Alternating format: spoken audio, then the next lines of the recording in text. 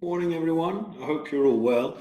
So today I decided to do a quick live stream because I'm going to be working on some watches, and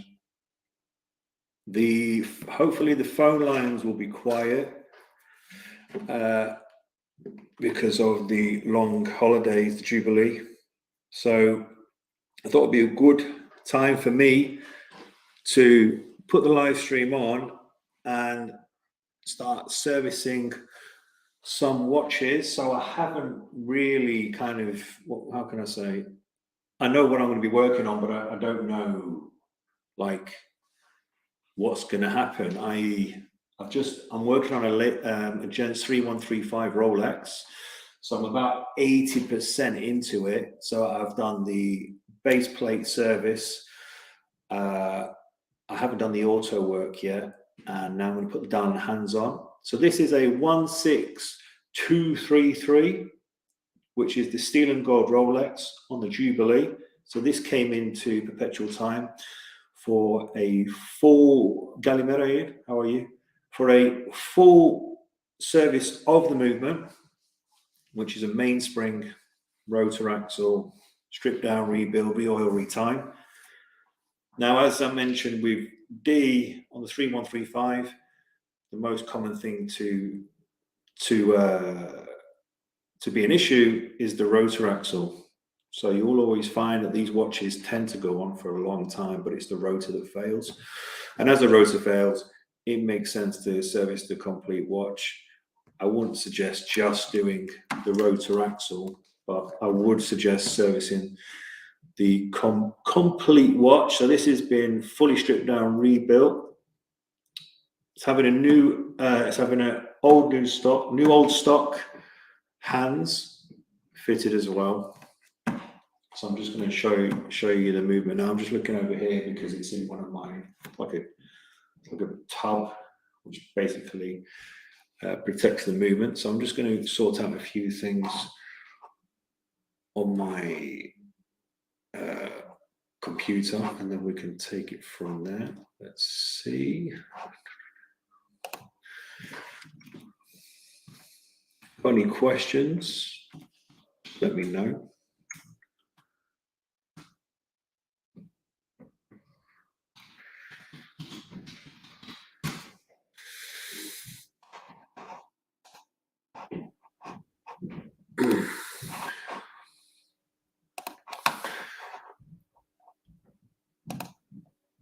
So let's see, we'll get this sorted here and we can get it started.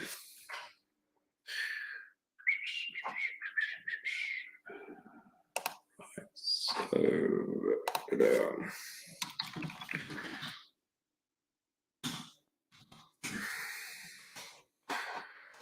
I hope everyone enjoyed the live stream yesterday, which is always fun to do with D. He's a good boy. Let's see.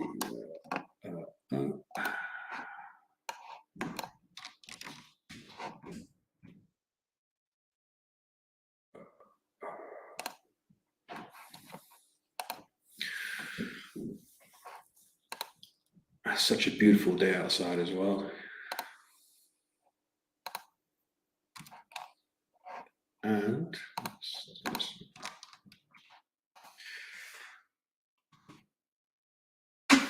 so let's get this back on.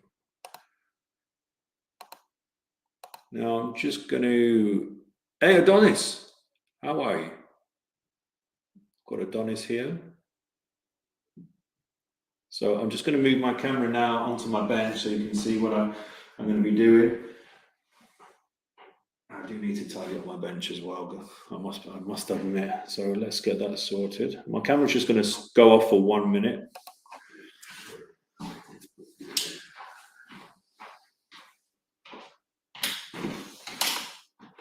I'm still here, by the way.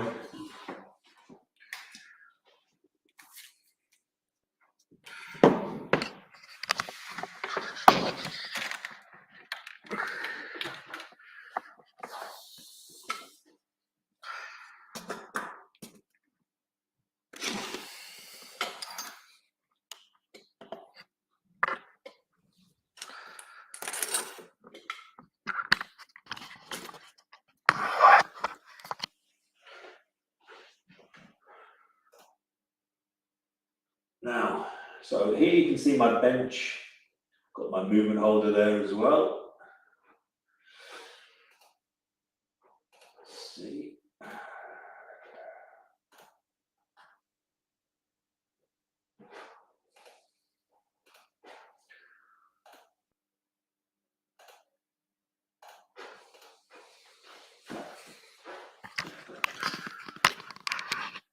So now I'm just going to put my finger cots on, which basically protects the movement from any acid from my fingers. This is, by the way, this is Rodico. This is what we use to clean the parts or clean the dial. Just stretching it out.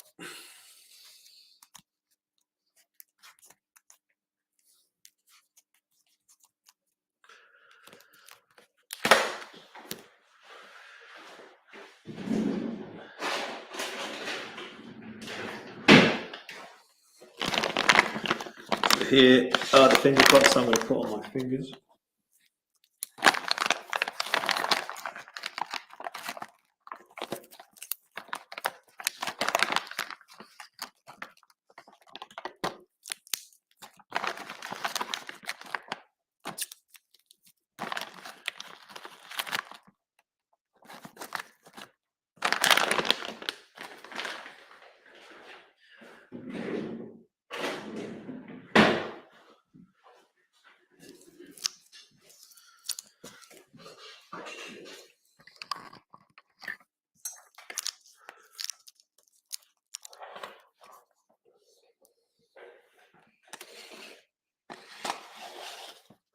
So this is the movement I was talking about, which is the 3135. So this is the dial side without the date disc. You see some of the calendar work as well. And then we turn it over.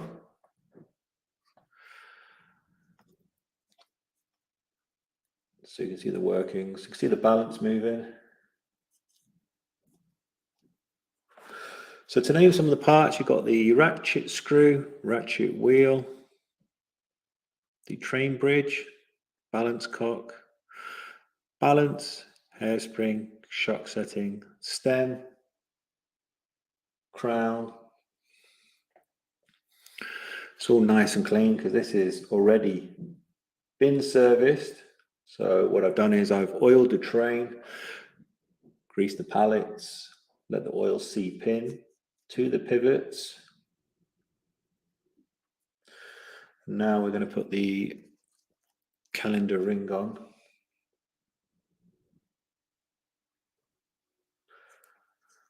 So this is the 3135. Rolex are now using the 32 caliber. Personally, I prefer the 31. However, I've not really worked on many 32s because they're so new. Now this is a generic movement holder. I do have loads of other movement holders, but I tend to use this one, to be honest.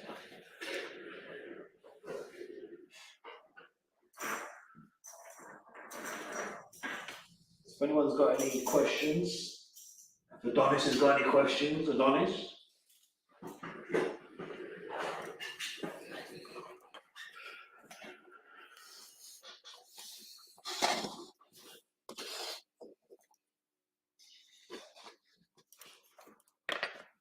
Use the Rodico to lift up the calendar wheel, which basically stops any scratches from happening.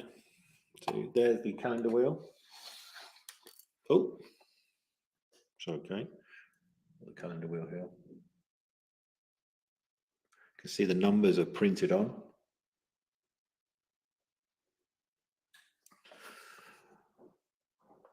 Got to make sure that the calendar wheel is nice and flat and true. Which one this is? This one is, sorry. Place it on top like so.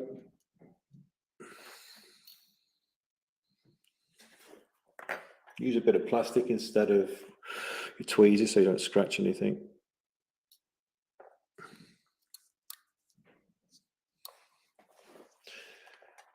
Then we have a little bracket.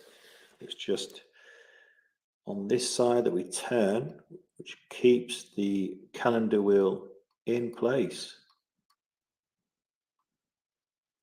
So you have, oops, actually, it's not totally flush. Let's sort that out.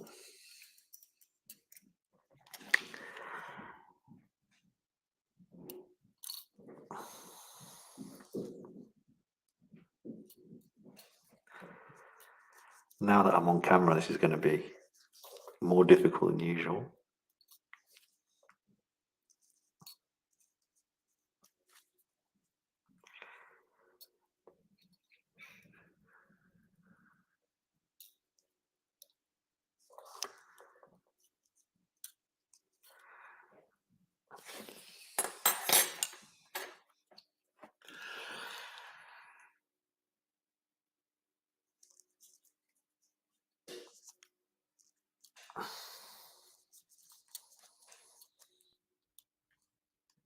There you go. So you've got to make sure the calendar ring is flat and true, and that the calendar ring is sat just under the 3 discs. So you've got the 1, 2, 3 discs, which slides under those 3 circular discs, and then you have the little notch here, which holds the disc in place. So then we're going to grease the actual little notches here.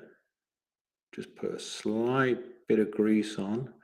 So when the date can be changed manually, it changes nicely and smoothly. It doesn't have that like rough feeling that some watches tend to have as the years go by, because the grease starts to congeal, starts to get old.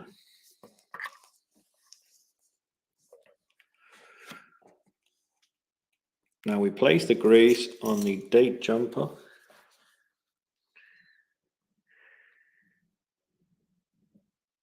That is the correct name for it.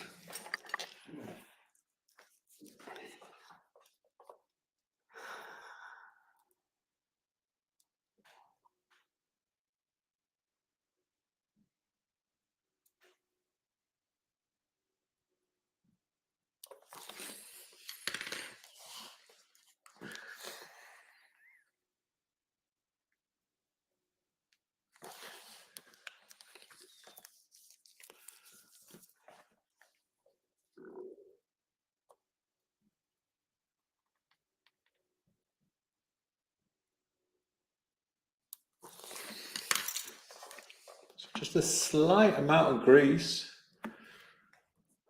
just slight amount, nothing too crazy, because the last thing you want is the grease or the oil. Well, it's basically grease. You don't want it to go all over the place. You don't want it to have like a capillary action. You just want it to stay where it should, so less is more. And then you'll see the date change.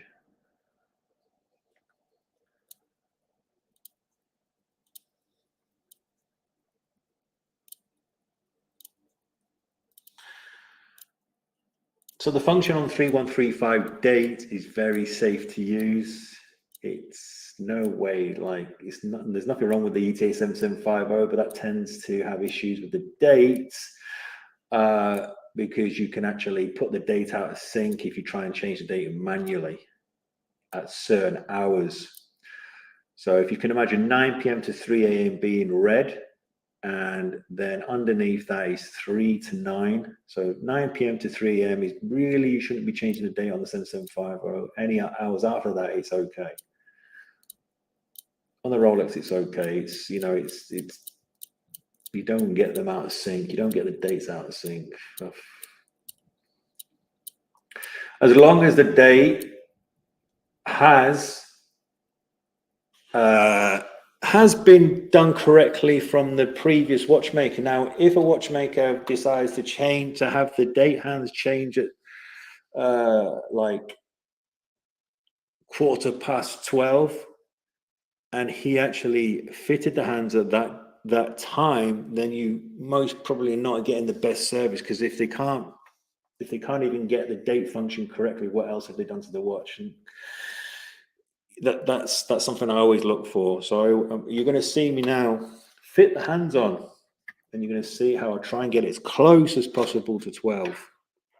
So the tolerances, Rolex's tolerances are pretty close. I think it's like, I need to check my Rolex handbook. I should know this, but it's around 1 minute, 2 minutes to midnight, and 1 minute or 2 minutes past, which I think is fair. You know, I think that's a good tolerance. So now on the sides of this movement, you're going to see me use a yellow screwdriver. Now these are the dial screws. So on this caliber, it has screws. On certain other Rolex models, like the Ladies 22, it doesn't have any screws. It's like a friction fit. So this dial that I'm going to fit on is an original Rolex vintage dial.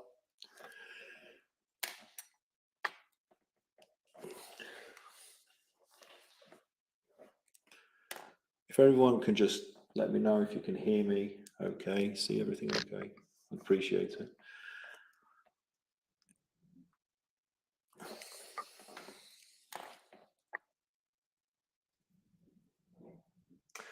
So Dodger, the 7750 was never used in a Rolex Daytona. The only time Rolex used a 7750 is in the fake Asian 7750s, the fake watches. It's the El Primero that was used. And then previous to that, it was the later movements. But 7750 isn't used in a Daytona. The only the Oyster Prince, isn't it? The Tudor chronograph, they used the 7750, which is a fantastic movement. And as Dee said, it does make that real funny, weird spinning noise that people think there's something wrong with it, but that's just how they work. That's because of the auto work. So now I'm just going to move the date. And you see how it changed?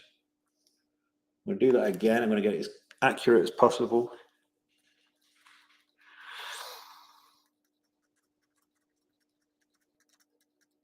You're going to see the date suddenly click any minute. I'm going to move the camera.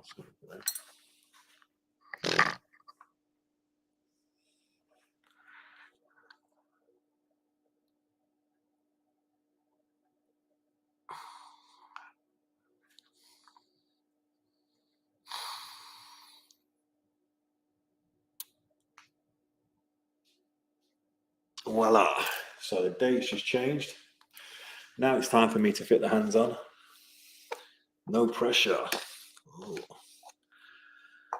Now this is a very classic Datejust style. I think majority of people that had a Datejust are most probably seen this sort of dial. So it's really nice dial as well. Notice how I'm holding underneath the dial. I'm not using my hands, fingers. I'm not putting it in the palm of my hand. I'm underneath and then lift. And there we go. So I know it's upside down, but there. So the dial here.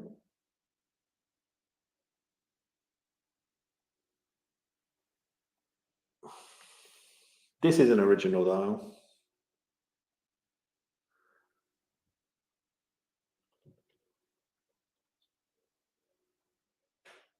So it's got 2 feet on the back of this dial, and those feet slot in to the movement. It's important that the dial is nice and flat. And just before I fit that in, I just want to double check something for my OCD.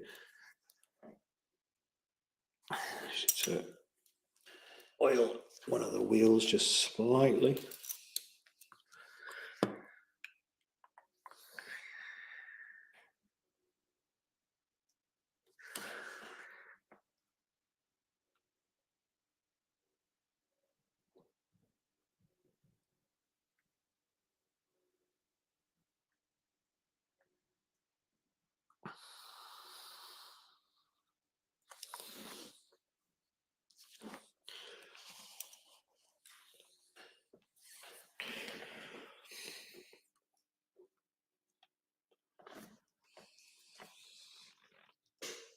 Any questions are welcome.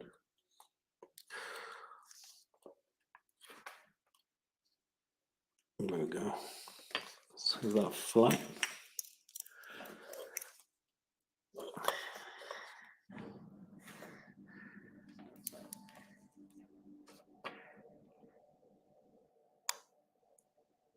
Right, so voila.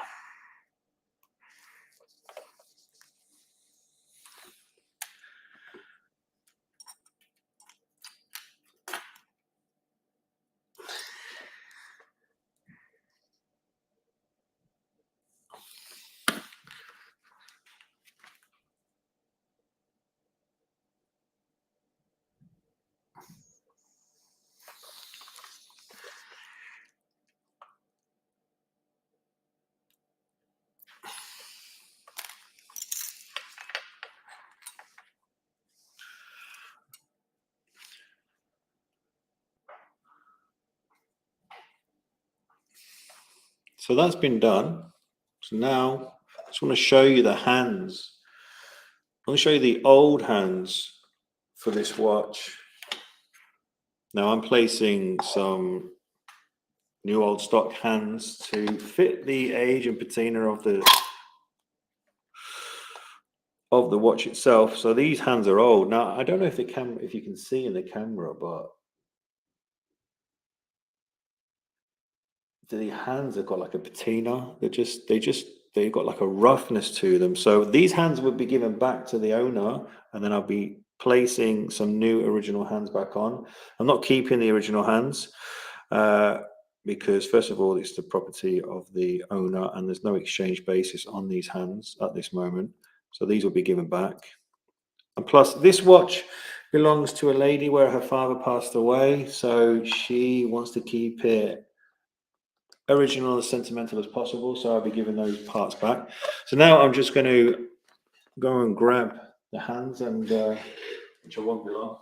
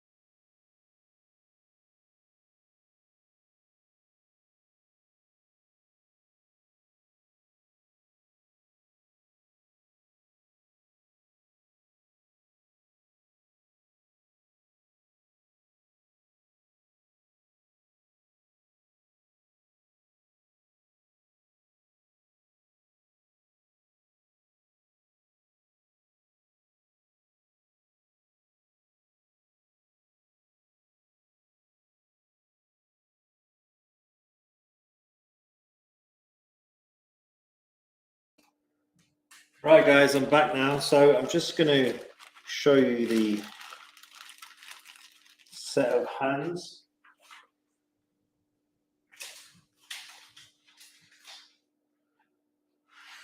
So these, how the hands come in. These are original hands, by the way. They're not aftermarket or anything like that. These are original hands. I'm just going to double check that the hands are okay. Hopefully they're not There's no issues. See, they come in like it's almost like they come in like diamonds, like special paper. So here is the second hand.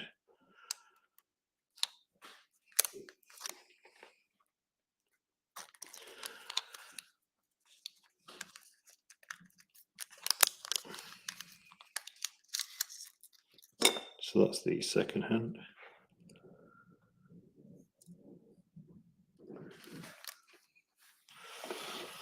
So I'm just going to place on this plastic here, and then we've got the minute and hour hand.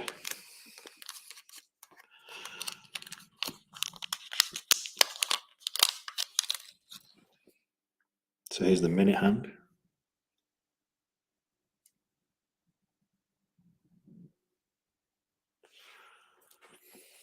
And then we have the hour hand.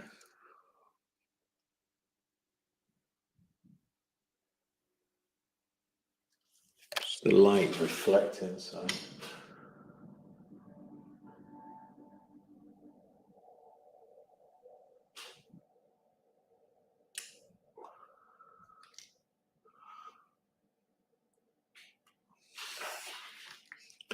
So we'll place these hands on now.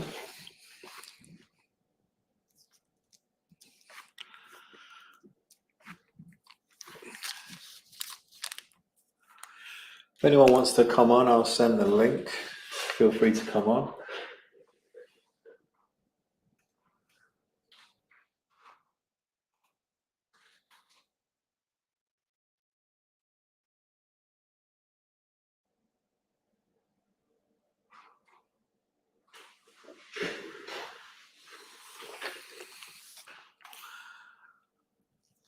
So first I'm going to place the hour hand on.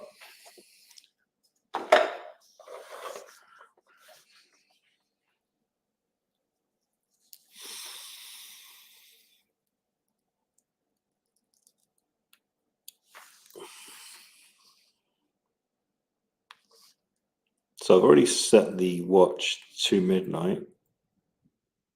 This is where it becomes a bit tricky. Then we use a hand fitting tool.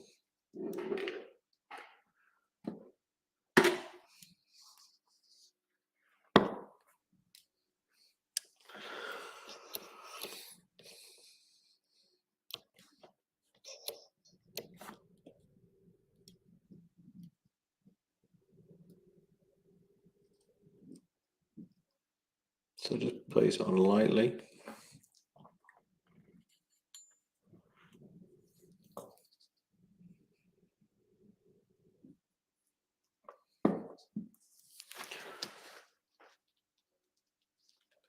That's no problem, Dodger.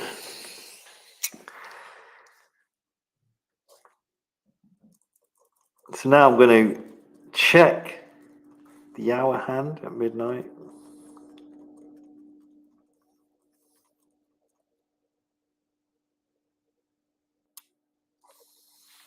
Slightly off, so then we're just going to give it a bit of a budge.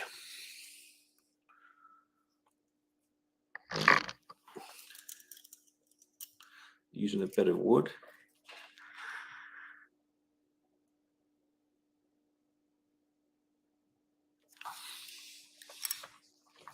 So the aim is for it to be as close to 12 as possible.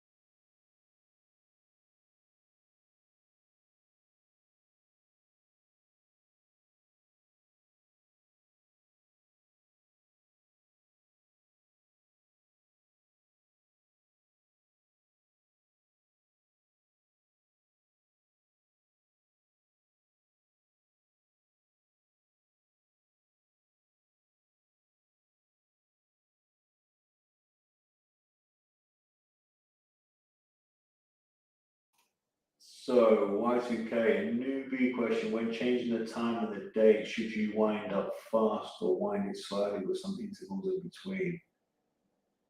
I don't think it really makes a difference. I mean, changing the time and the date, should you wind up fast or wind it slowly? When you say wind up, you mean wind it up as in turning for the hands, or do you mean wind up the watch? Sorry, I don't understand, sorry. So now I'm just placing the minute hand on.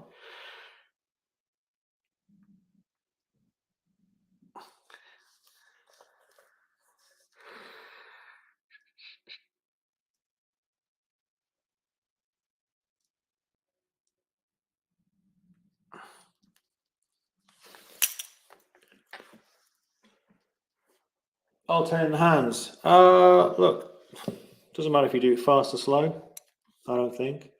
Modern watches, it's not a problem.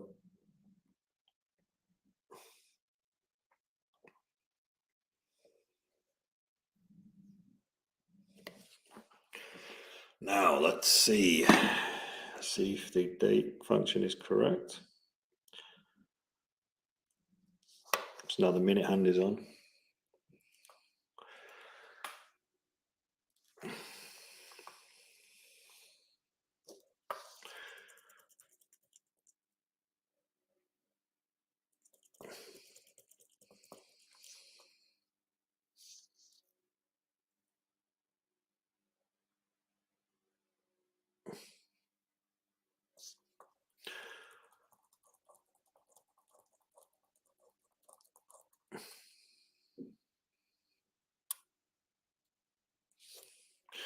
Right, so that's still not good enough. So we're going to have to start all over again.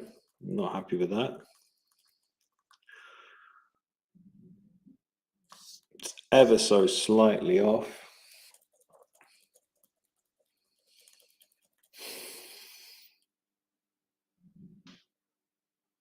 Yeah, that's off. So that's actually quite badly off. As you can see, the hour hand is not aligned underneath.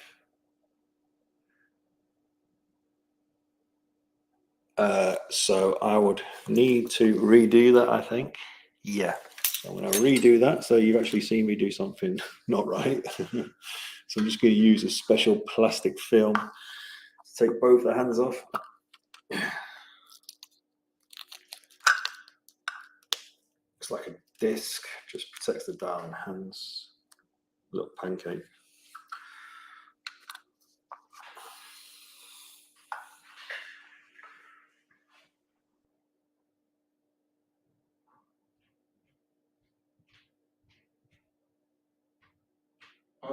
Speaking of winding the mainspring, I do wind automatics more gently than a manual winder. Maybe it doesn't matter, but I think it's actually manual winds. You've got to wind more gently because you don't know until you get to its biting point, which you don't want to stress the mainspring when you get to its highest point of, because you might overwind it or knock the bank in.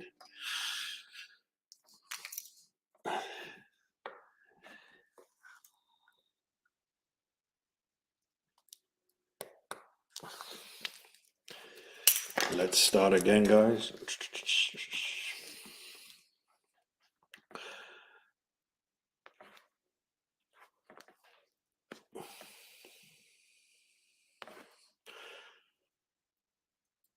So on the 3135 movement, you'll see some slack. What I mean by that is that there's a lot of so the watch may line up at 12, but doesn't necessarily that the hour will line up at 6 because there's quite a bit of slack in the gearing.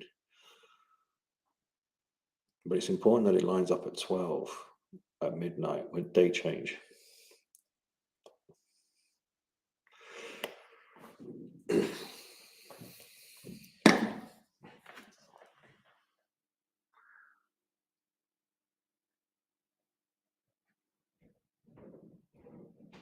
Yeah, that's correct. Van Crawl. Yeah, I totally agree with that. You're right. Just got to give a bit of extra TLC to the manual winds.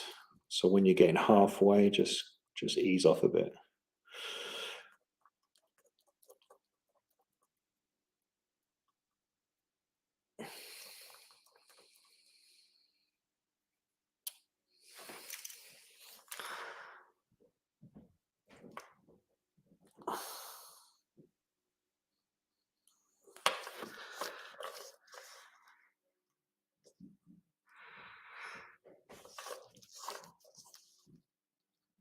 Right.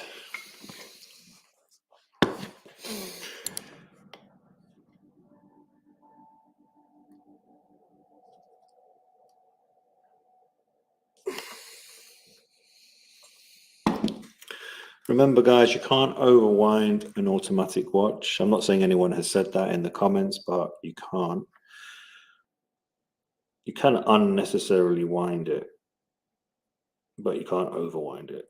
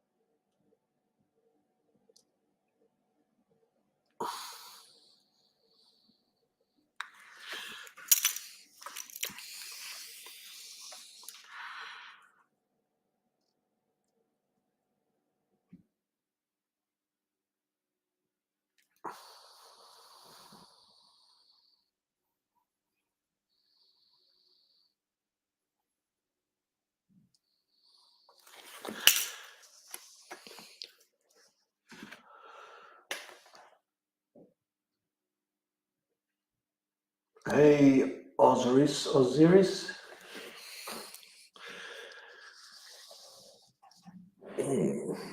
Let's see if we get it right this time.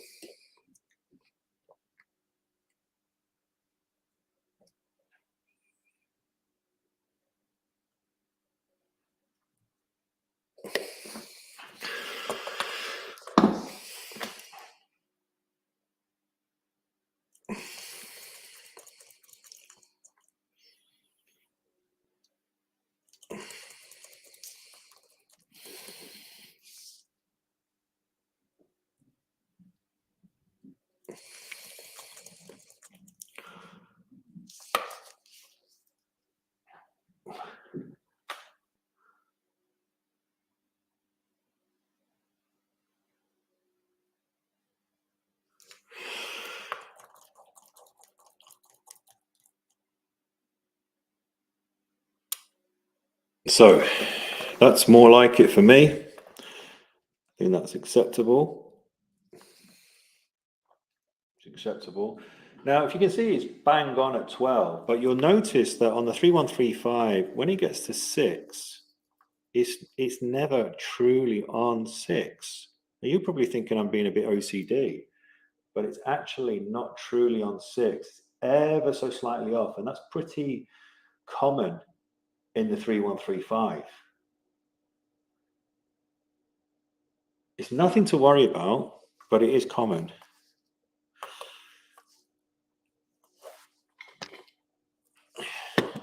And if you do buy a watch of this age and start to worry about stuff like that, then go and buy a quartz watch. You know, don't mean to be rude or direct, but if you're looking for problems.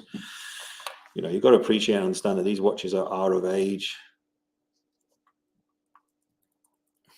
and also it's mechanical. So when people are expecting extreme accuracy, and I mean extreme, go and buy a quartz watch because you'll just disappoint yourself.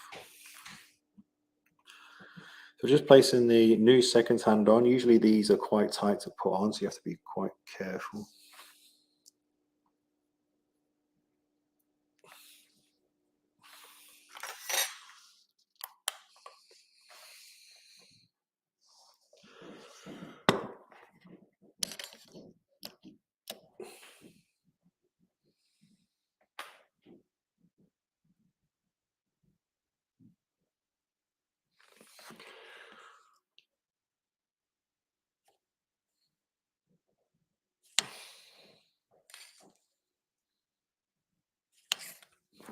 Yeah, OCD and watches don't go very well, I must admit. Van Cruel. Yeah, it's quite funny.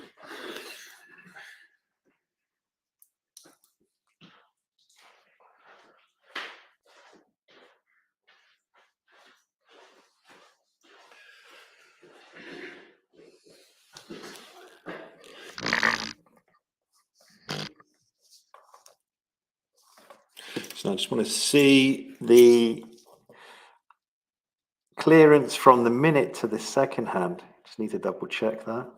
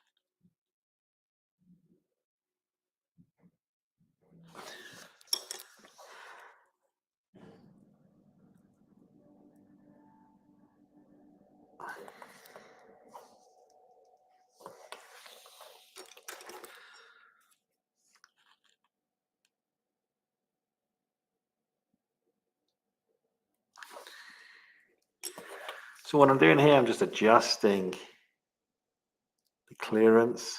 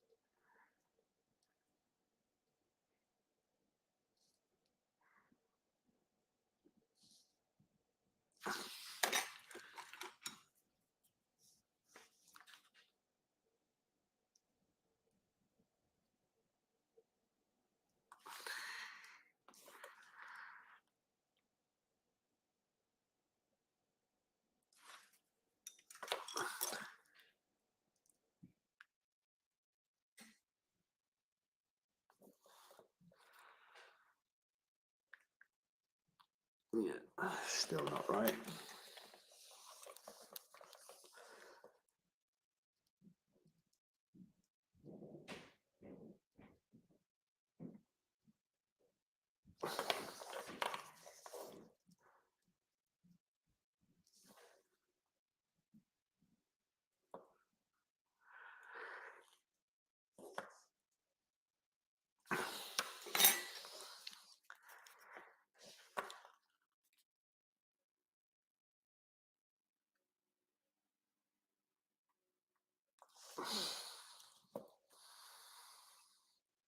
Yeah, okay. You can see I'm just making it sure that the second and a minute hand, there's clearance.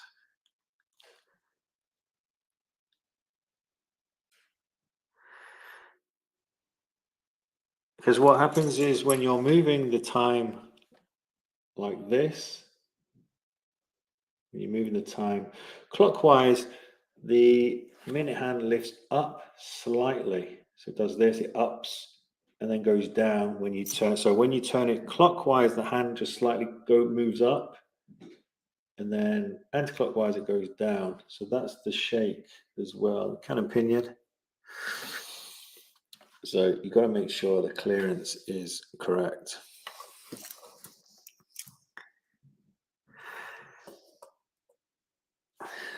While I'm doing that, I'm just going to clean the dial as well.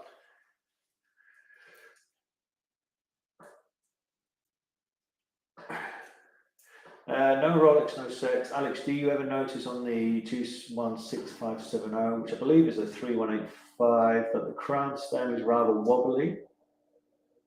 Can I ask when was the watch last serviced? Because the crown stem shouldn't be wobbly. Might just be worn tube and crown. And grindy, sticky. Yeah, it sounds like it's in need for some TLC. So, because that shouldn't be like that.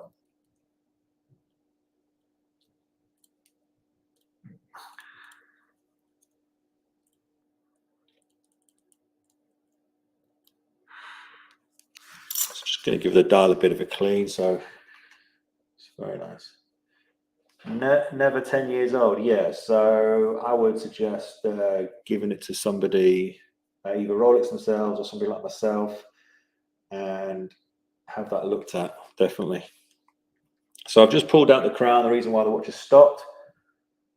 Yeah, give me a call. That's no problem. Yeah, no problem. Feel free to give me a call. So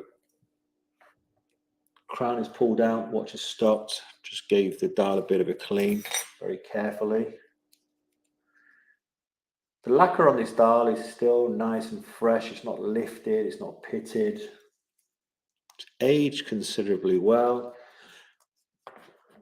But also totally appreciate the luminosity is faded. And then the spots where luminous tend to start to crack, start to become like particles, and they can start to move. So you don't want to disturb them. So now I'm just going to show you the case, which I've refinished. I've done that separately. Here's one I made earlier. So these cases, you'll be amazed at how well they come up.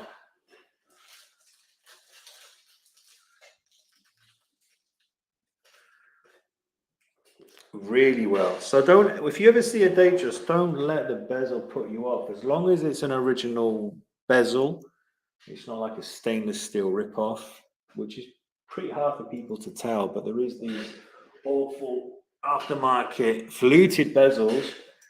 This has been refinished too.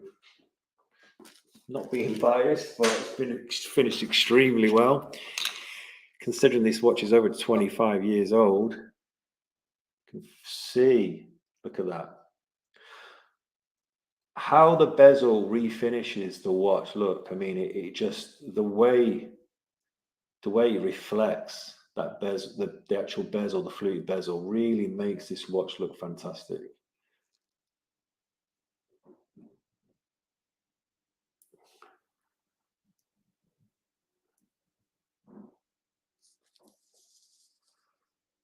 That's my fingerprints, by the way.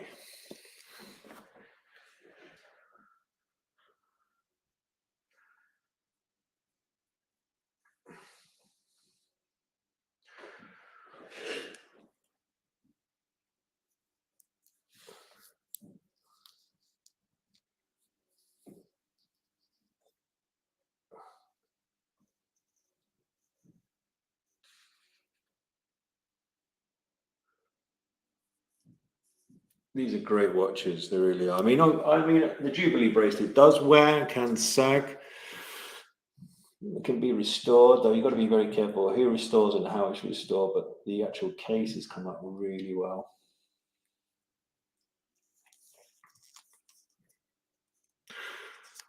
So now I'm going to fit the movement to inside the case, and then I'm going to start the auto work. I just want to do a few tests before I put the auto work on, so I'm just going to clean this case inside. Let's see.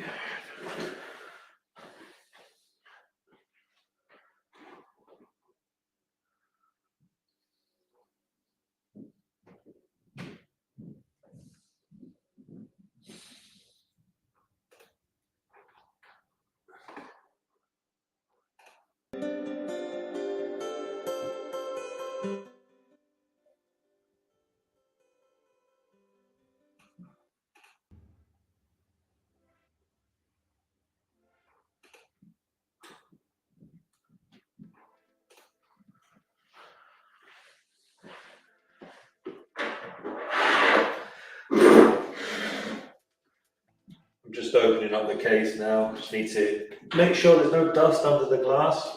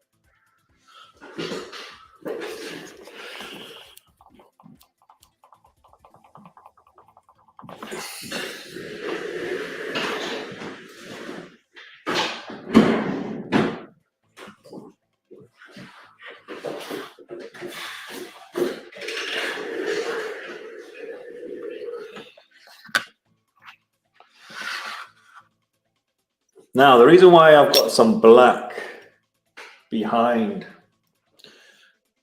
underneath is so I can tell where the dust is.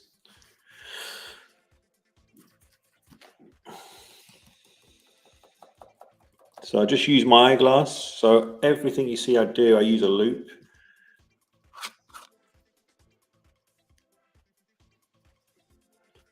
So I've got two eyeglasses. I've got this one here, which is, I think it's times 10, this one, and then I think this one is times 20. And I should be wearing my overall coat, my coat, but I'm not, I'll be honest.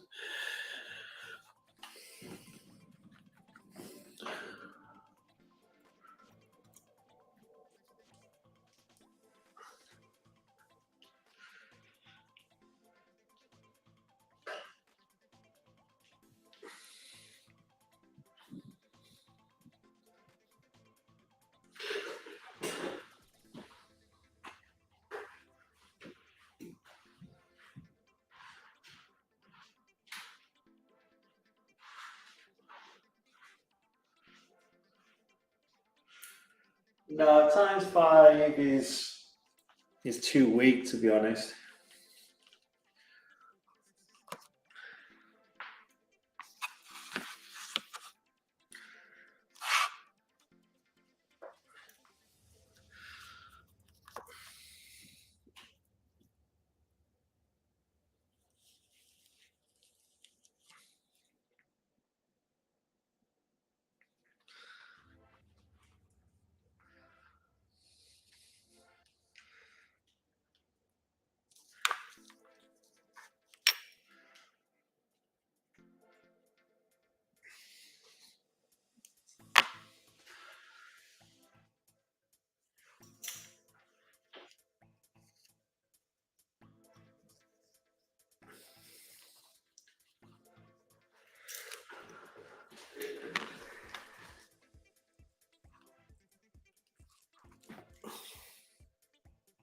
Yes, still not happy with that.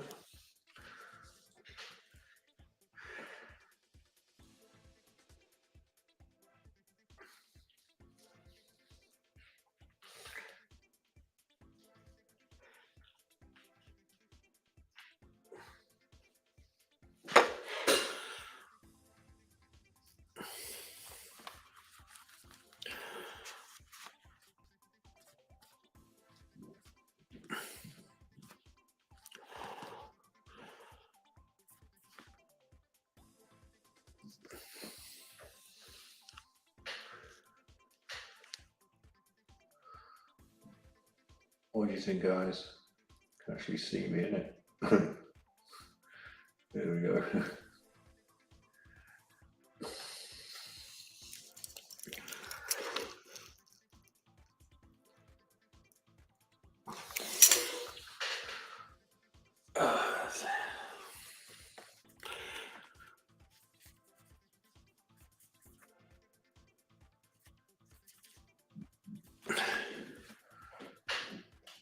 So it's important to get as much out dust, because it's really annoying when you see dust underneath.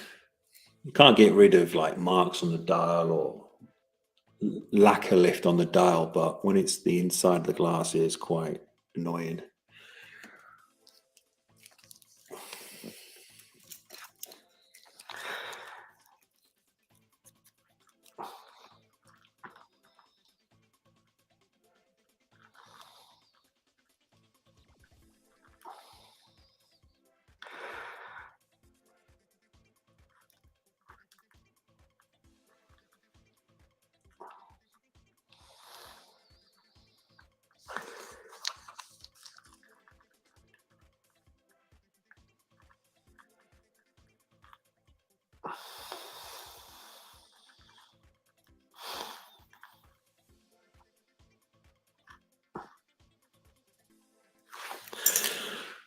Happy with that?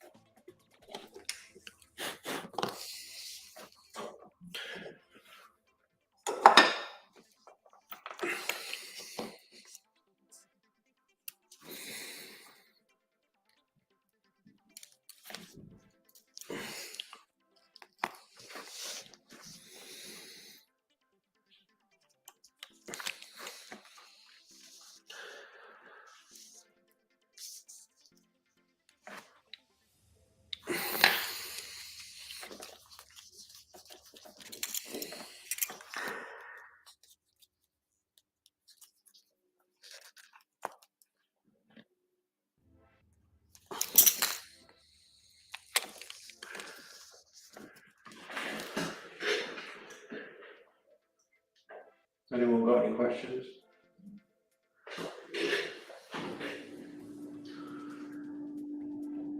Yes, you do. So you've got to be a bit realistic, Van. If you don't mind, I call you Van. If you cannot vote, guys, yeah, thank you, Ian. If you're using like times 30, times 40, times 50, then you are going to see things you don't like, and you're going to find problems. You're going to find, stuff that is there. It's no different than sometimes I get phone calls from people saying, look, I can hear my watch is making a noise. And I'll say, when you say noise, what do you mean? They'll say, well, I'm putting it right next to my ear and I can hear something. Well, I kind of had one customer that just said, well, go outside and start your engine and put your ear on the bonnet. You're going to hear something, aren't you? I mean, it's a bit, come on, what would you expect? There's a difference between hearing noise and then placing the watch to your ear and wondering why you can hear something. That's where I think people go down the rabbit hole.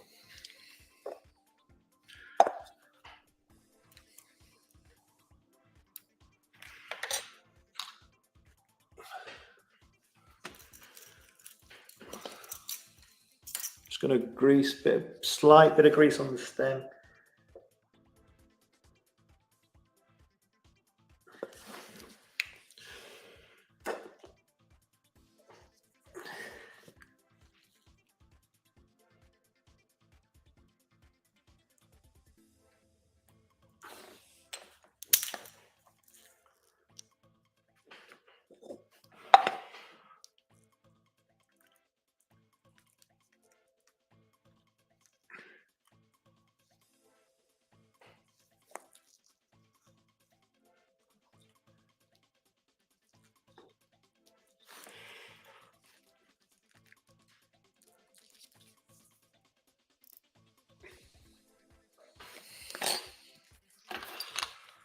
Then once the movement is in place, we lift up the movement screws. So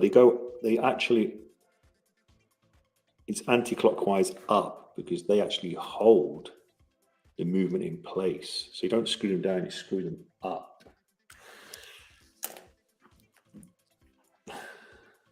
Oops, upside down.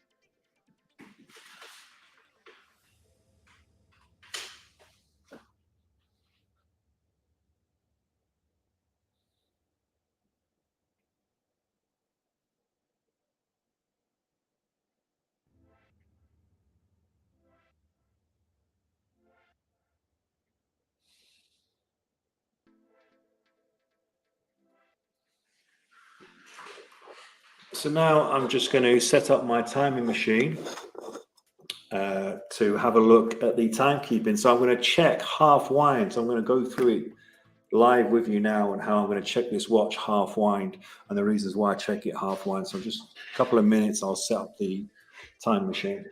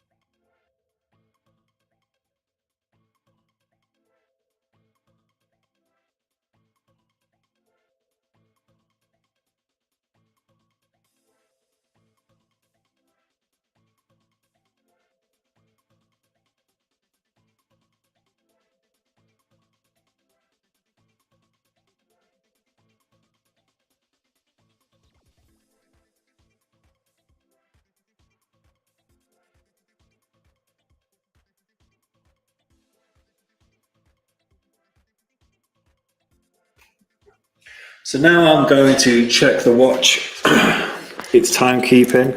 Now I'm going to check it half wind. So I'm going to run down the power.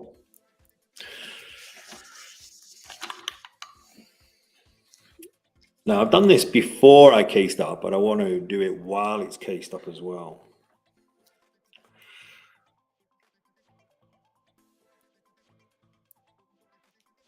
So we wind down the power, and then I'm going to count 5 turns of the ratchet screw.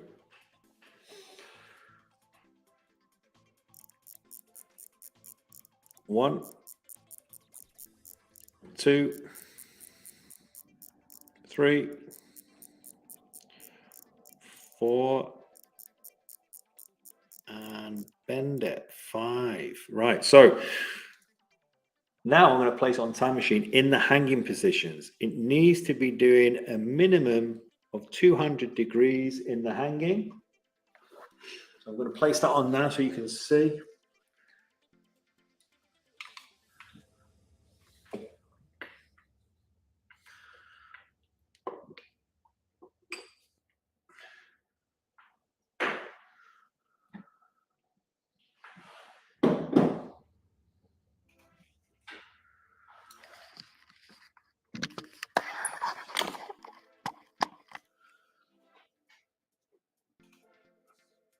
So we can see here, if you just ignore the rate at the moment, because I haven't actually adjusted the rate of the watch.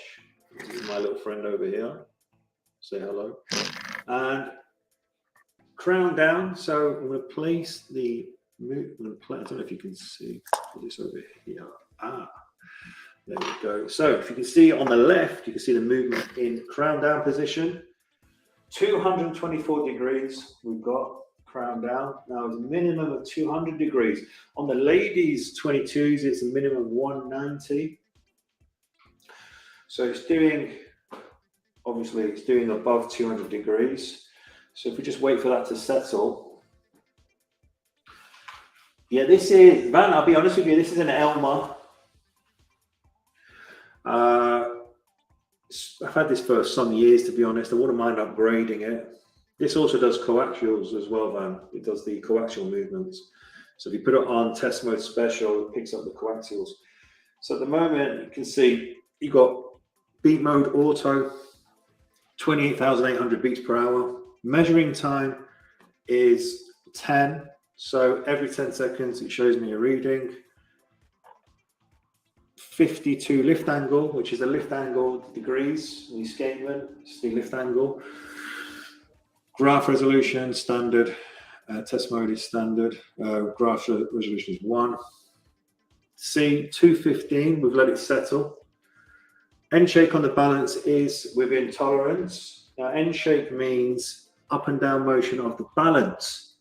It's important that the balance has end shake, up and down movement. If it's too tight, then there's issues where it won't be able to, well, the balance won't be able to move, won't be able to breathe, shall we say. If it's too large, then there's issues with crown down position, with hanging positions, and also erratic behavior on the time machine as well. So it's impossible that you can see some end shake. On the 3-1s, the end shake can be quite large. On the 21s and 22s, ladies, it's tight. It's very tight. Also, don't forget the balance is much smaller as well. So now I'm going to place crown up.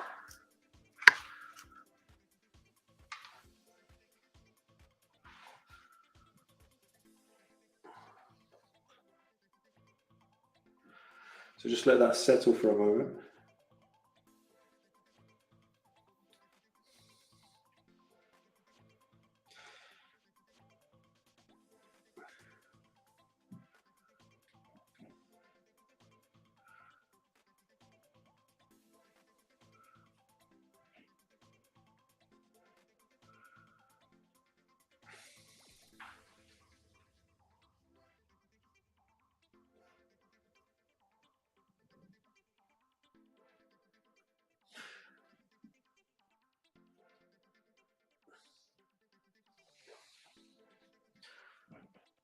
So you can see the, say it's now, we've now let it relax, we've now let it settle down. 226, excellent. Don't forget, this is half wind, half wind. We're going to put,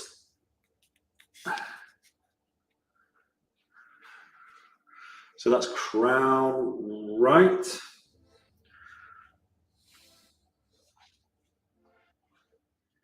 Also, you can hear, you probably can pick up the noise as well. So that's the actual noise of the escapement.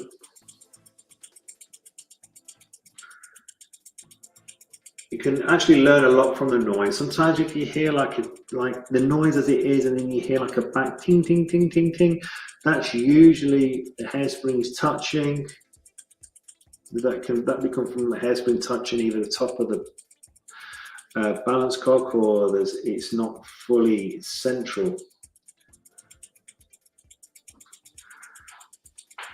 Well, we're going to find out in a minute, Van.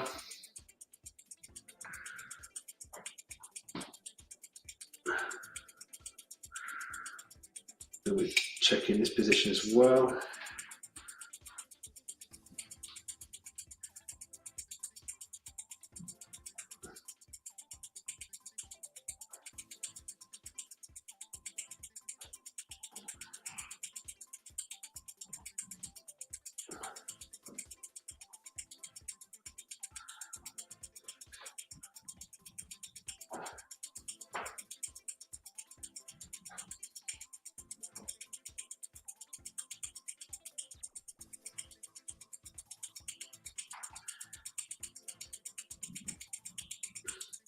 Slightly less, still within tolerance.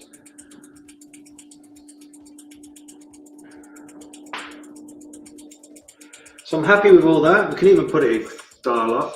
Sorry, yeah, dial up. You can just see it's probably going to be hitting 235, 240. Let's see if I've got that right.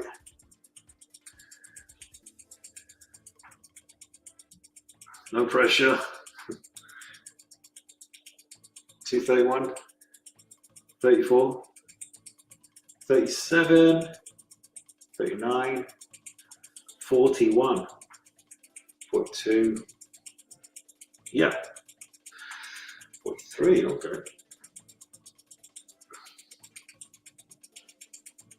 So a lot of people concentrate on the amplitude. Now, I know I just mentioned that the thing is that as long as the watch is doing above 200 degrees, comfortably above 200 degrees in its hanging positions, I wouldn't say it's irrelevant, but that is very important, and it's keeping a good rate. Now just consider that I've not changed the rate just yet, I'm just checking the amplitude, but as long as the hanging positions is 200 degrees and a bit more, then that's good enough. I've never heard of that band. I've not heard it. I don't believe I've even seen it. I'll be honest with you, I'm a bit kind of ignorant towards Seiko. So now I'm going to fully wind it, so you're going to see a massive jump. So it's going to be fully wound to its highest point, where the mainspring starts slipping. You can usually feel it or even hear it.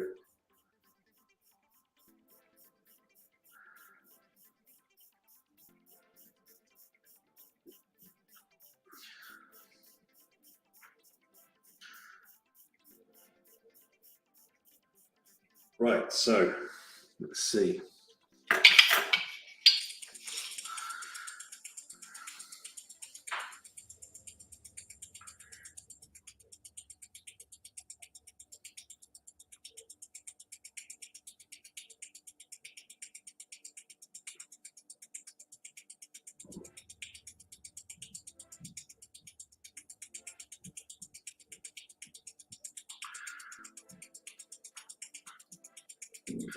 So we've got 265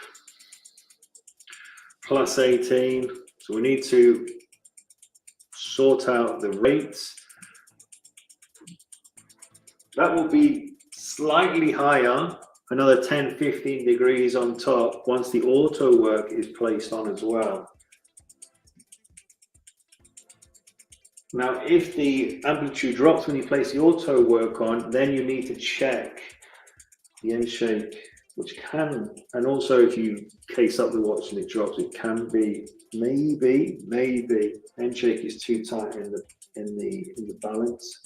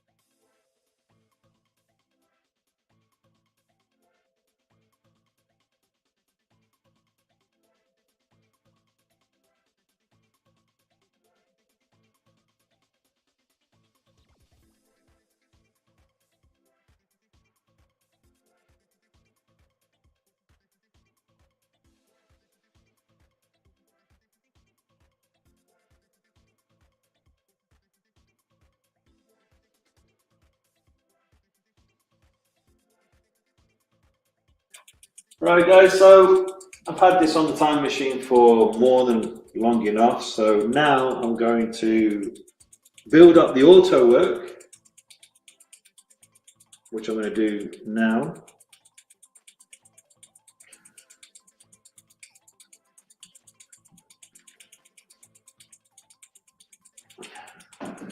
Take this off the time machine.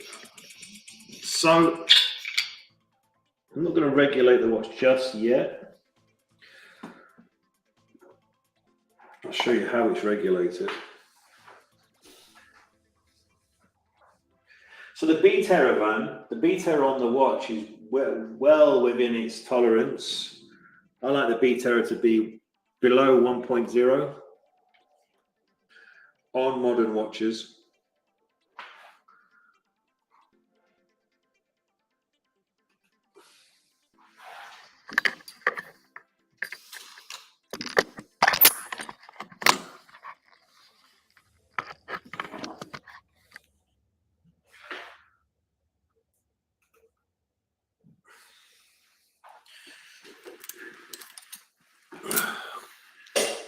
So here is the auto work stripped down.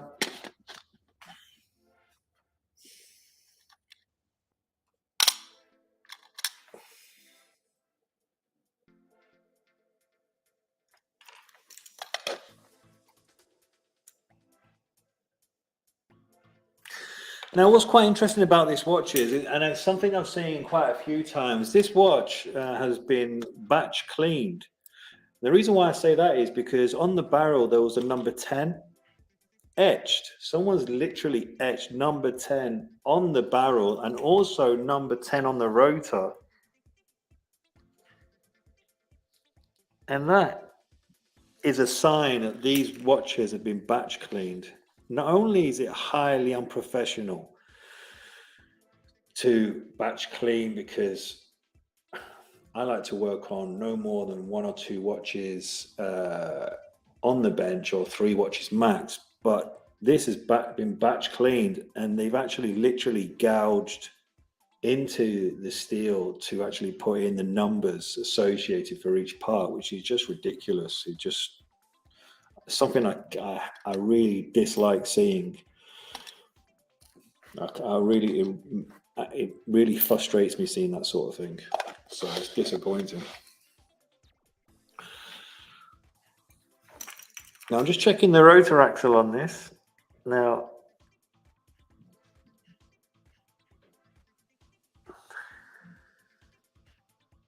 I'm going to change that rotor axle. It has very, very, very, very slight wear in it, but I will be changing it either way. It's important that that's changed, so I'm going to show you how I change that. No, Rolex would not do that. No chance. No, Rolex would not do that. They do not do anything like that. Rolex accredited watchmaker would lose his accreditation immediately if he does that.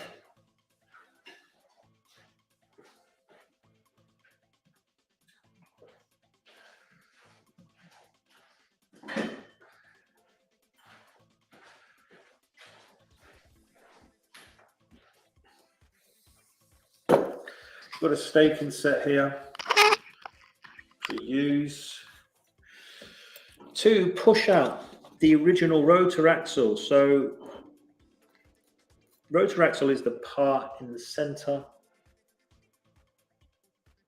which always wears. It's best to just knock it out, put a new one in. I use original rotor axles, by the way, not generics, originals.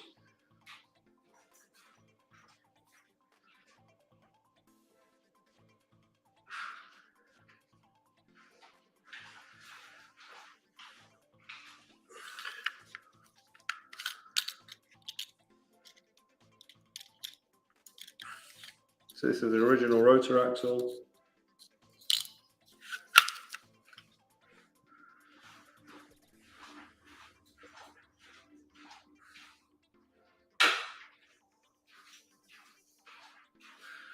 So now we're going to tap out the old rotor axle. We're going to knock it out. Not literally, but So we just need to line up the stake inset.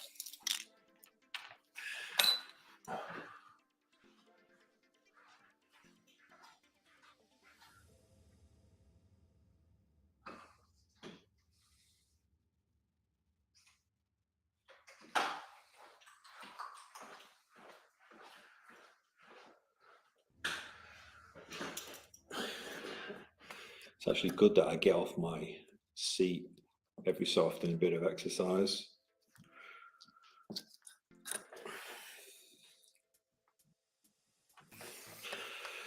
So line up the stake inset. That's nicely lined up.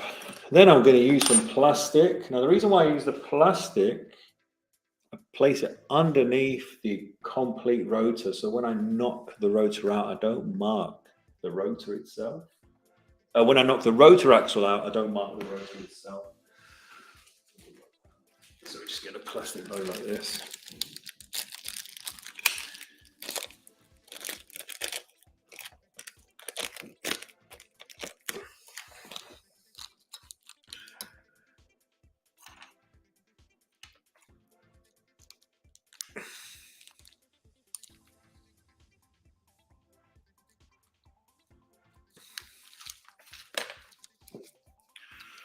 Slightly bigger hole.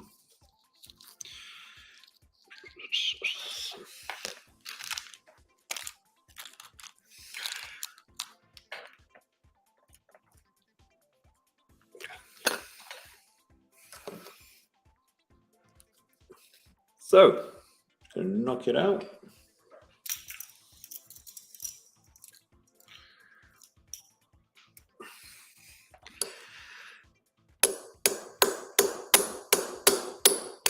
There we go.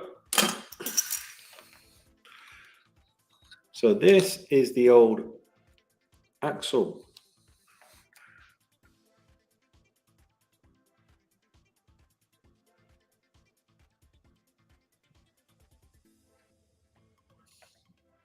Put that, I can put that, we can actually give that back to the owner if they want.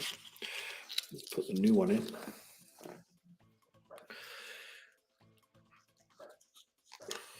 So we need to rivet the new axle in.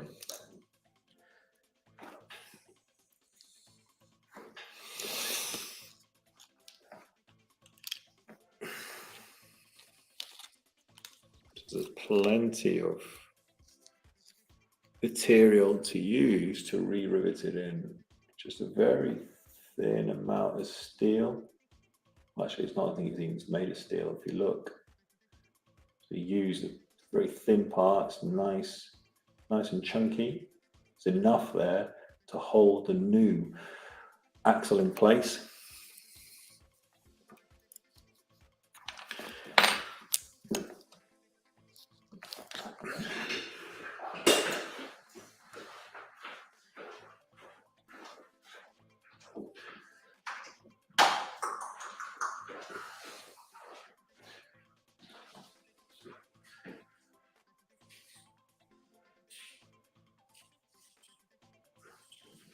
So there's a special rivet that we use, which is like a punch, special punch. Can you see how on this tool it has just slightly lifted, and you can see the actual steel part. It's like a stamp, it stamps, there we go. It rivets the actual rotor in place.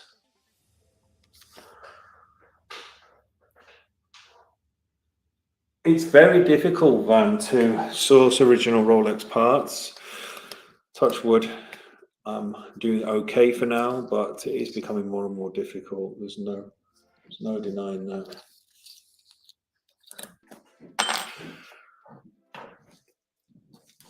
Use a small thin of plastic. Place the new rotor axle on, and then the rotor itself, making sure it's all flat and true.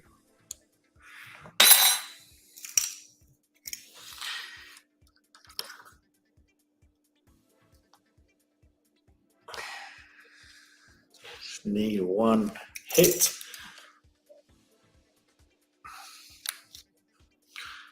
One hit, one.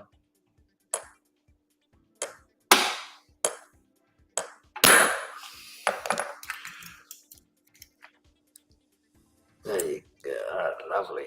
That's good. Got to check as well that it is in place.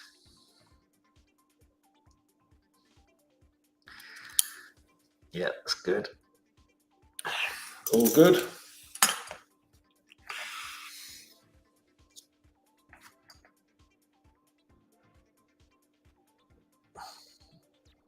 See the mark? Can you see the mark? 10.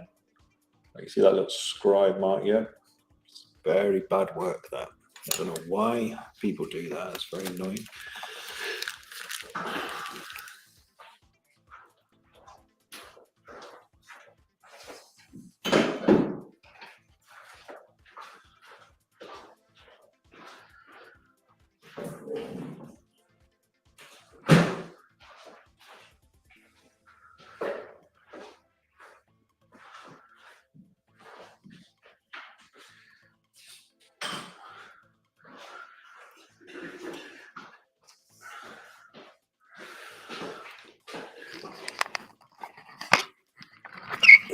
Back on the bench.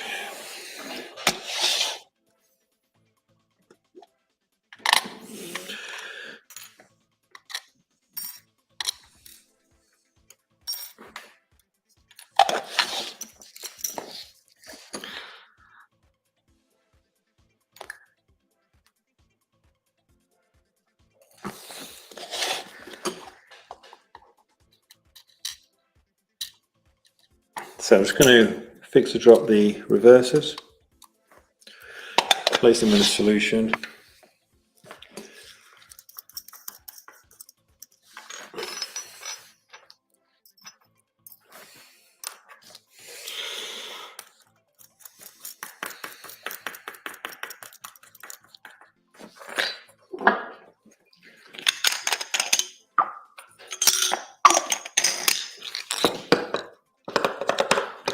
So this is just used to keep the oils and grease in the correct place.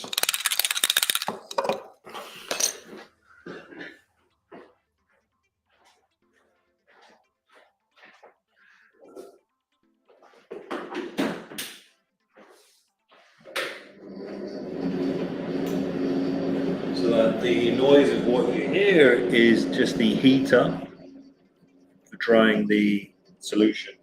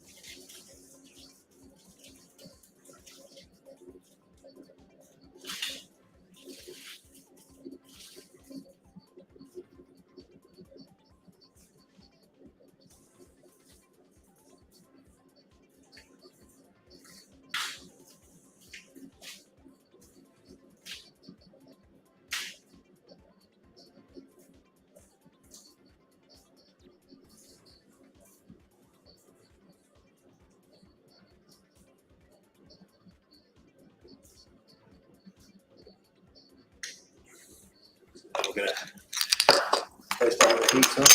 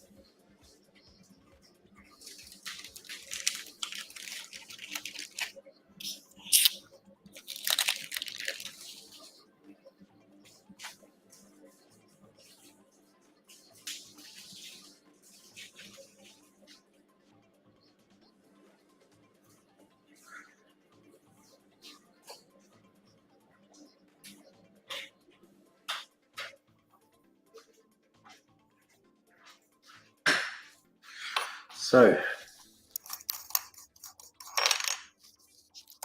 it's time to build up the auto work now.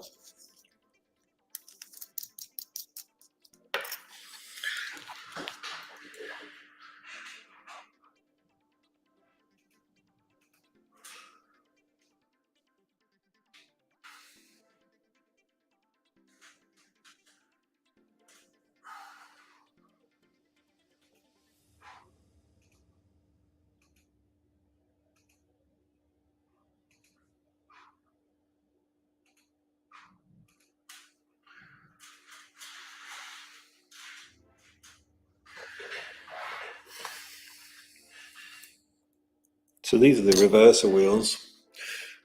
Nice, like a nice red color.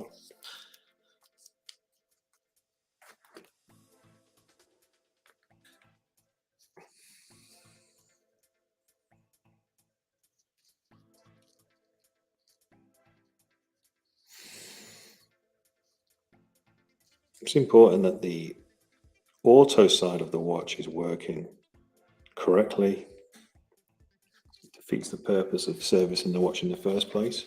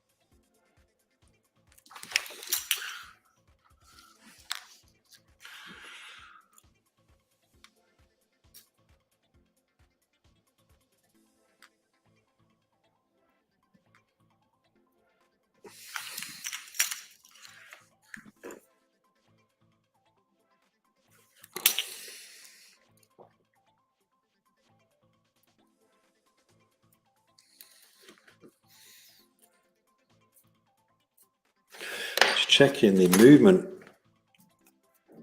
of the reverser to check that everything is nice freely, no issues.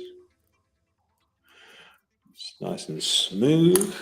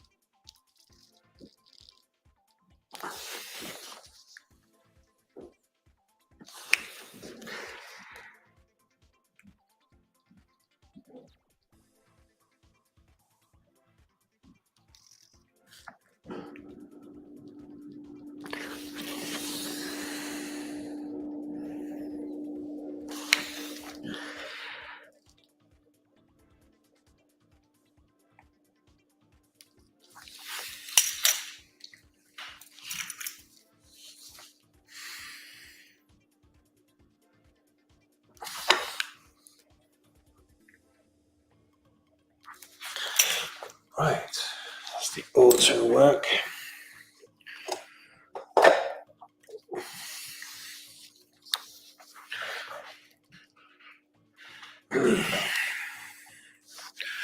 Check everything's nice and free. Sits on nicely. Very nice. That's very good. Oil the top jewels.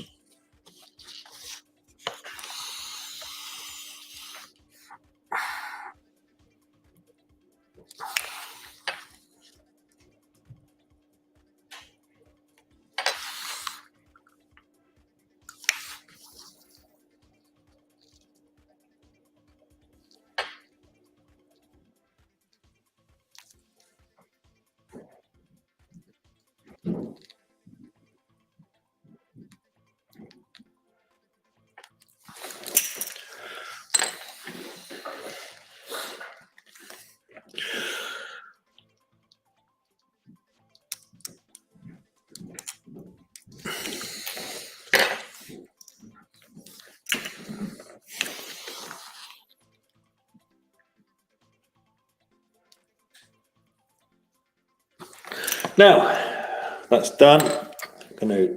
What I like to do is double check all the screws that they're nice and tight. every screw possible.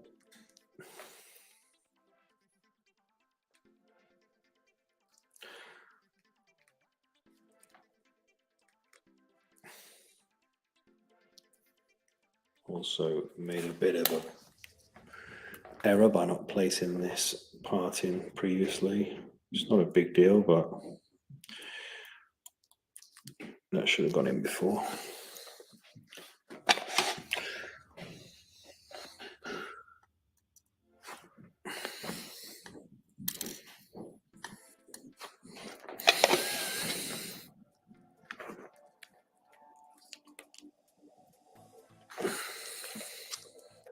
I'm going to slightly adjust the rate now.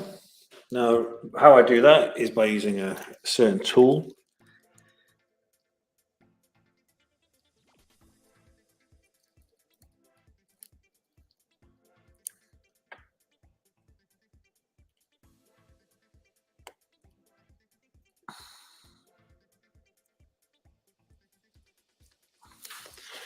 So just double check what the rate is now.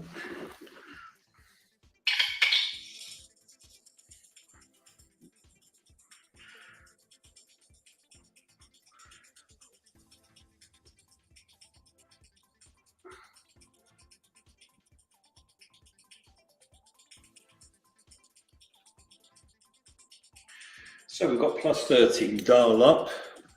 So that means that we need we need to move the regulating screws, the nuts on the balance. So they need to be adjusted equally on each side.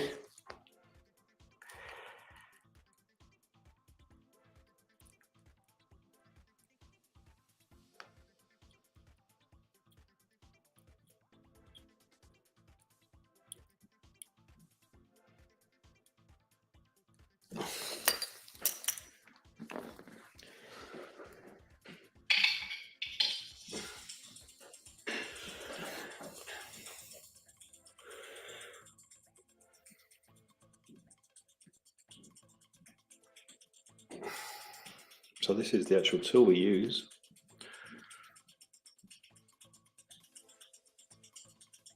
This is not the official tool. I did have an official tool, but I don't know where I put it, to be honest. But this is a generic version, but it's just as good.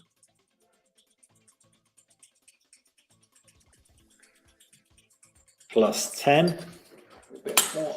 And then as I adjust there, I'm going to check in all the positions again. -4 plus 6 seconds a day is what we're looking for.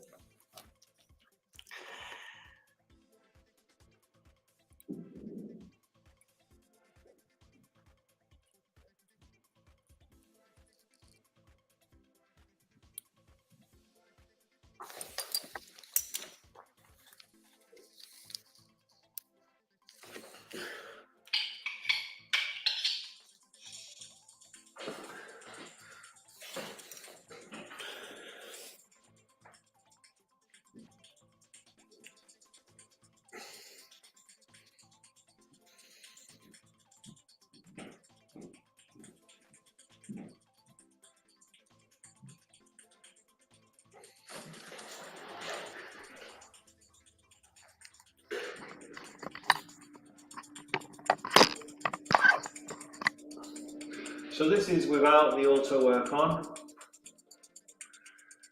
+7, so we need to do a bit more, slightly more. Dial up, by the way.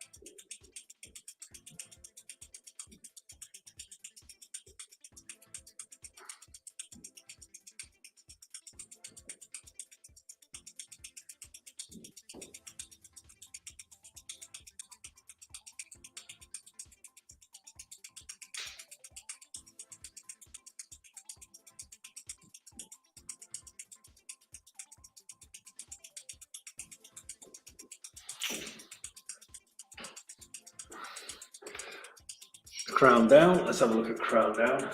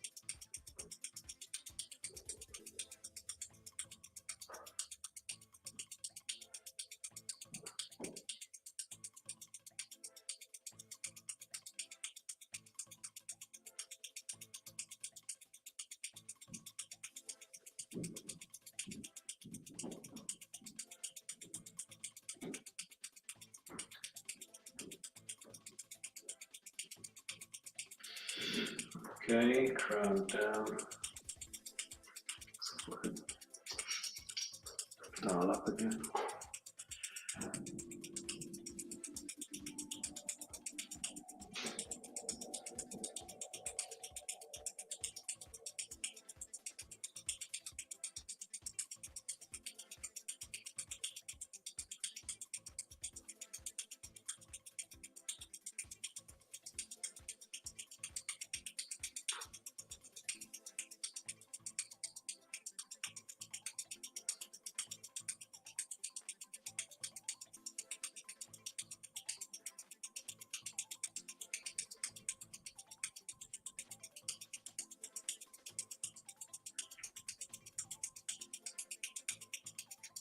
So slightly out. I want it to be. Just want it to be a bit slightly less, ever so slightly.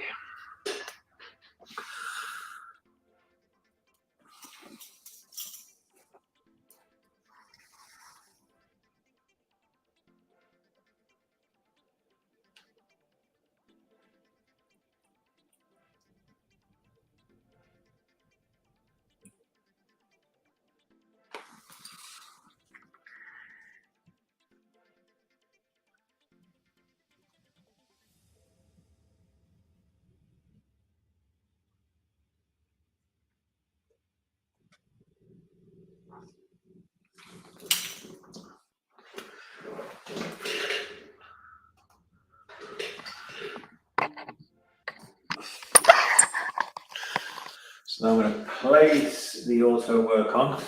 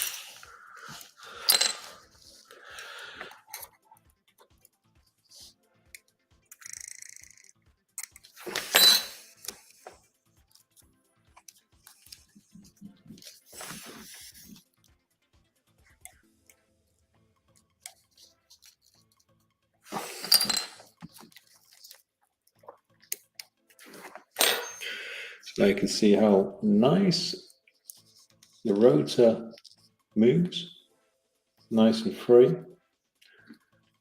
No issues of any sort.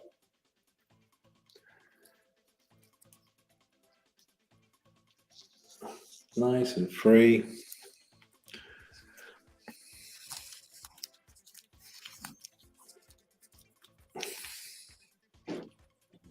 Very minimal shake. Spins freely. Not touching anywhere. It's important that you check that. Not scraping or touching the plates.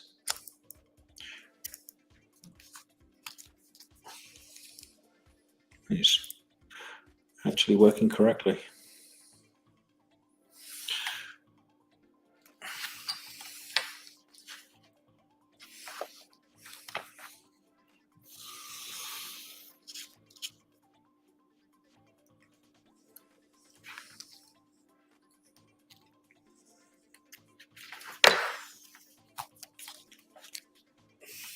I'm going to use some used Rodico, not new Rodico, just used, just to go over the seal.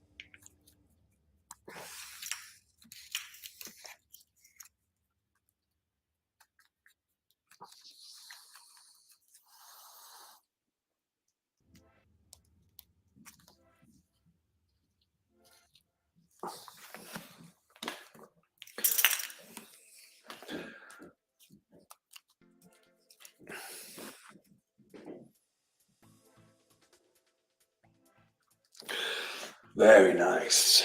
So now I'm going to scribe. Now, I did mention before how scribing is bad, but all watchmakers scribe on the back of the case back. On the inside of the case back is what is expected from watchmakers, so we can show when it was serviced and by who. But scribing on parts is wrong. Scribing on case backs is well known in the industry.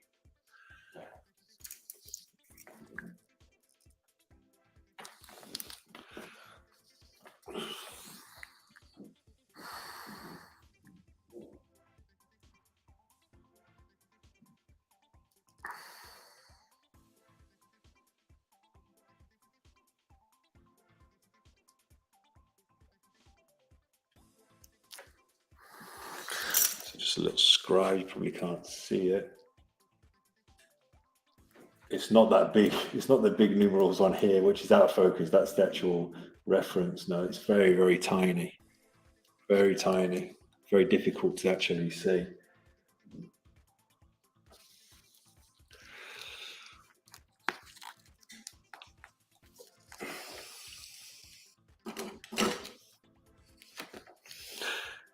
Bit of RL1. Grease.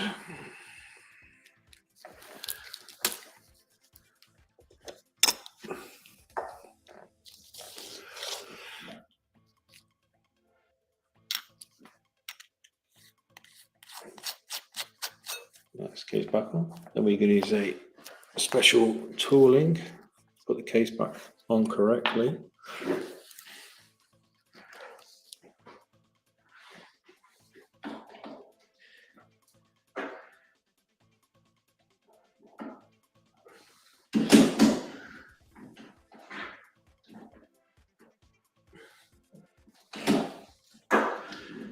Now I'm going to demagnetize it and then place on a time machine again.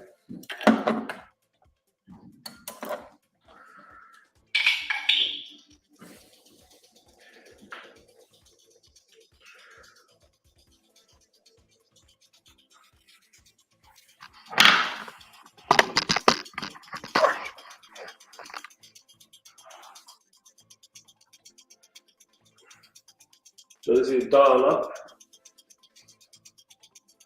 So then what I do is next is then, once I'm happy with that, I check the sealing of the watch. So -7 vacuum, then it should pass. 30 meters, 50 meters, 100 meters, and a condensation test.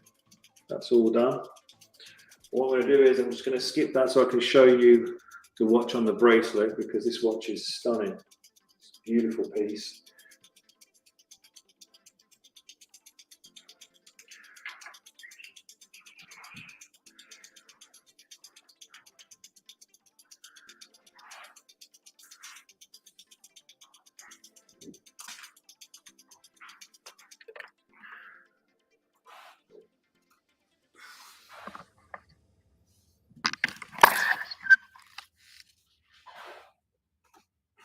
So here's the bracelet. It's come out really well.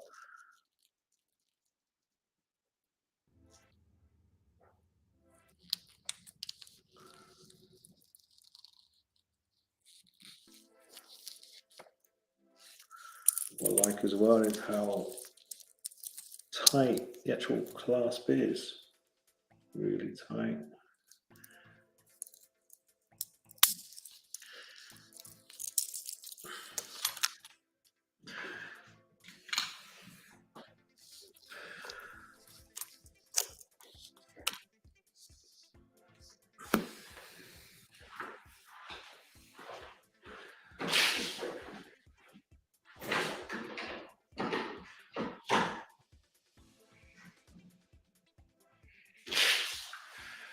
So we use some tape to put the bracelet back on so we don't scratch the back of the shoulders.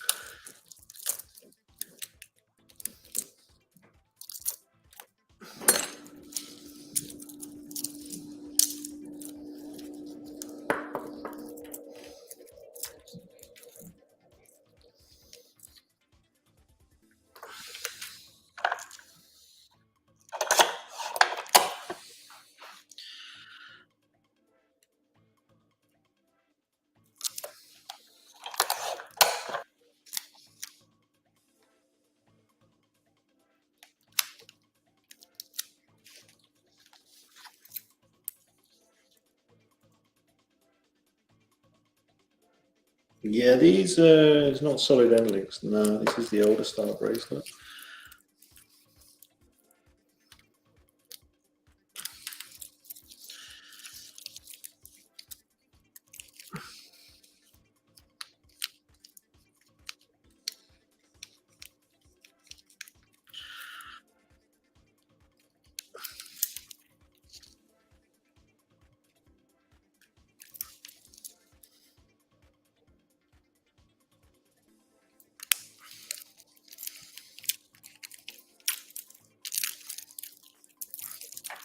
So there we go, guys.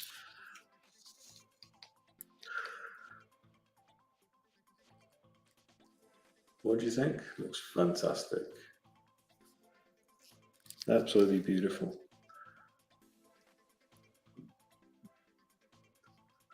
I really enjoy working on these. It's an absolute treat to work on them, and I'm very blessed and pleasured to be able to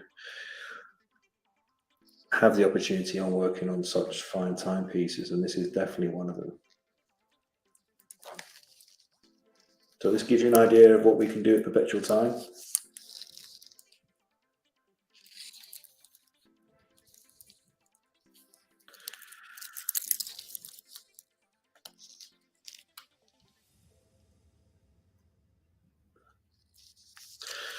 So now the watch is going to go through the sealing process. See, I usually do that prior to putting the bracelet on, but I just wanted to show you how well this watch now Now looks fantastic. Look at it.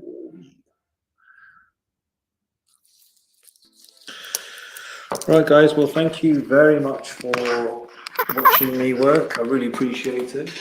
And now I'm going to go for my lunch. So if you could like, subscribe to my channel, I really would appreciate it. And then I'll be doing more videos of me stripping down watches and rebuilding them. So thanks very much.